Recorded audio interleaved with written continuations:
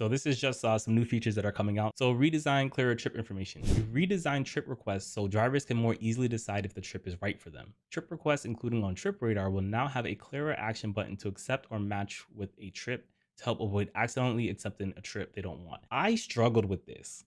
It's really bad because it just pops up in the screen and it takes up most of your screen. And I there's several times have accidentally accepted trip requests, and I feel like that UI was intentionally created that way. So I'm happy that they're gonna scale back and give us good. So it's just at the bottom because it used to be like the whole half of the screen. This is much better. There's less accidental areas to press. It's just that match area, right? This is good. So Uber's also making some improvements to the app, easier carrier parking and drop-offs. This is cool. Carriers tell us that one of their biggest challenges is finding parking, especially in cities. So we added a tool in the app that shows them free parking nearby. We're also making it clearer to carriers exactly where the customer requested the food to be dropped off, including map labels that specify the exact door and sometimes even photos of the building. That's pretty cool. I do think Uber's map is like 0.5 seconds behind like reality. I wish they would fix that, but this is pretty cool. At first, I thought this was the feature where you can just turn the audio on, but it's not. It's the video component. So Record My Ride coming to more cities. We're expanding the Record My Ride pilot to iOS drivers in a dozen US cities, including Atlanta, Denver, Dallas, Minneapolis, and select drivers in Los Angeles. Record My Ride allows drivers to record a video of trips using their smartphone's front-facing camera without the need to invest in a separate dash cam, similar to the in-app recording feature we rolled out nationwide earlier this year. We built Record My Ride with privacy in mind. Every recording is encrypted and stored directly on drivers' devices, and nobody, not Uber, not riders, not drivers, can access it unless a driver chooses to send it to us for a review. I don't believe that. If it's true, awesome. But, I don't believe that. We believe both of these recording features will help promote safety and allow us to more quickly and fairly resolve incidents. And this is good. This is a huge win.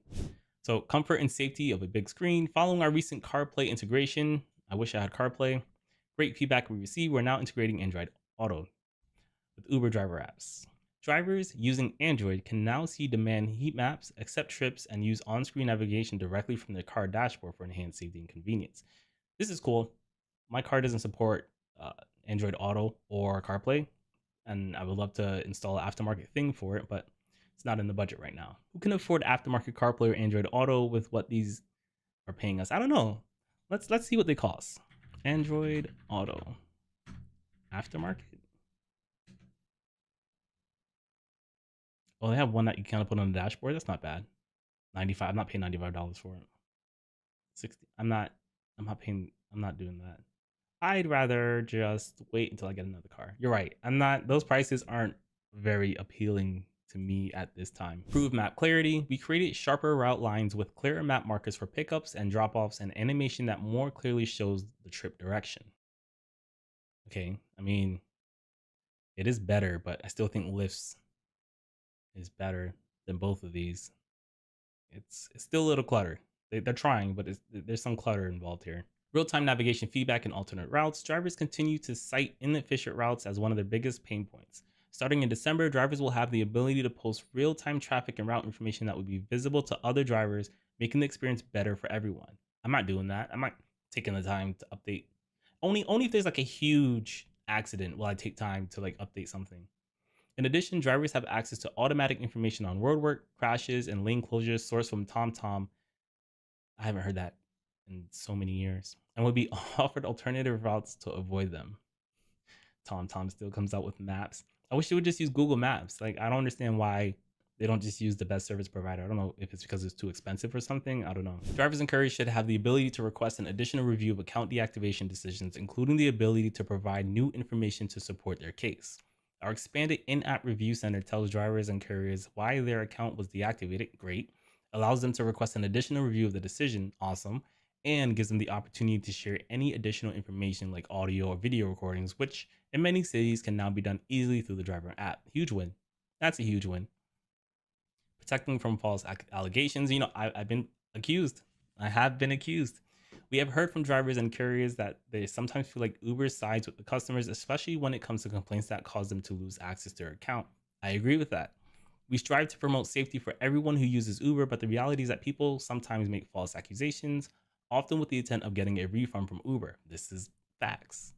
While we may take action to remove these customers from the platform, we know that there's still underlying concerns about these reports. To address these concerns, we put in place new systems to identify consumers who report incidents and give feedback with the aim of getting a refund or appeasement. Allegations made by these customers will not be considered in drivers' ratings or drivers. I don't care. I don't care about ratings at that point. Account deactivation.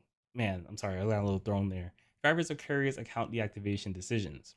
We've been excluding low ratings that are the result of factors outside the driver's control, such as traffic delays, since 2017. We'll continue to do so. Great. It's not a bad thing, but like there's more important things than getting a 1 star from a passenger who's accusing you of like locking them in the car. Who cares about the rating at that point? I just want to keep my job, right? I can have 1 bad rating, I'll be okay. I can have 10 bad ratings, I will still be okay. I know I'm gonna get good ratings in the future, but I can't get good ratings if I get banned. That's what my brain was focused on. But this is not a bad thing. I'm being overly critical. Helping drivers falsely accused of drug impaired driving get back on the road. This is a common one here. Drug and alcohol use are never allowed while driving with Uber, and we take allegations of impaired driving very seriously. In many states, we are required to remove a driver's access to Uber if we receive just one complaint of suspected impairment. But riders can mistakenly report a driver for impairment, affecting their ability to make money. For example, in states where marijuana is legal, a lingering odor in the car from a previous rider may prompt a false allegation against the driver. It's not even legal where I live, and my car smells like this not because of me, because of the people getting in and out of my car. And I always communicate. I'm like, hey, if my car smells a little, it's not me. And I try to run the windows down, but sometimes there's only so much you can do. If a US driver accused of driving under the influence of drugs wants to take a drug test to disprove the accusation, we now have a program to assist. This sucks that you would have to do this if you're clean, but I'm glad that it exists. Going forward, drivers whose accounts are at risk of permanent deactivation for drug impaired driving will be provided the option to take a drug test through a nationwide partnership with LabCorp. Uber will cover the cost of the testing. Dope. Whatever the outcome will be. Also dope. This is good. This is a good win. I'm here for that. Global principles driving our future work on deactivations.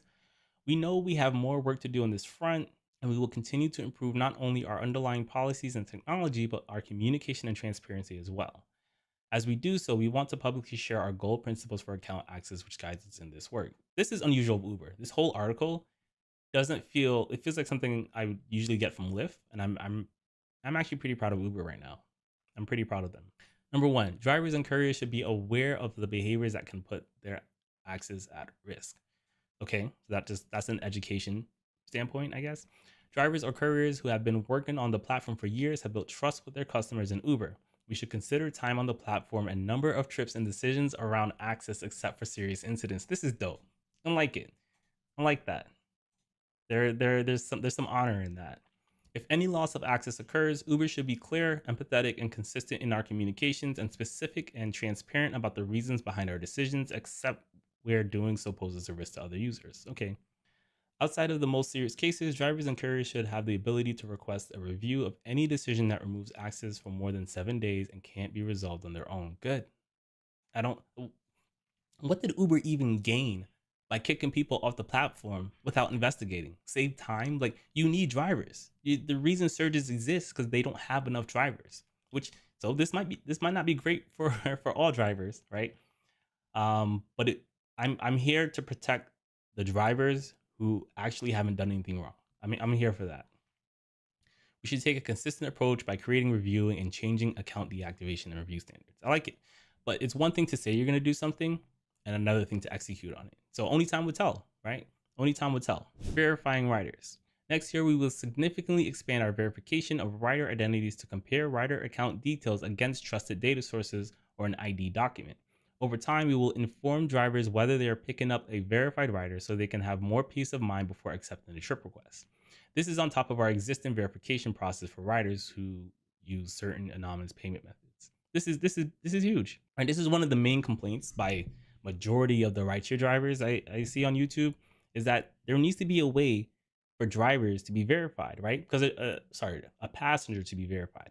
Because a passenger can come into your car, do something to you, get kicked off the platform, and make a new account 10 minutes later, right? It's pretty insane that it's taking this long for riders to be verified. Now, this method seems to be like kind of like Twitter, where you're gonna have verified users and you have unverified users. And I hope that verified users are more likely to be matched with, passengers, drivers who are going above and beyond. Queen Brown says verified riders. Yes, verified riders.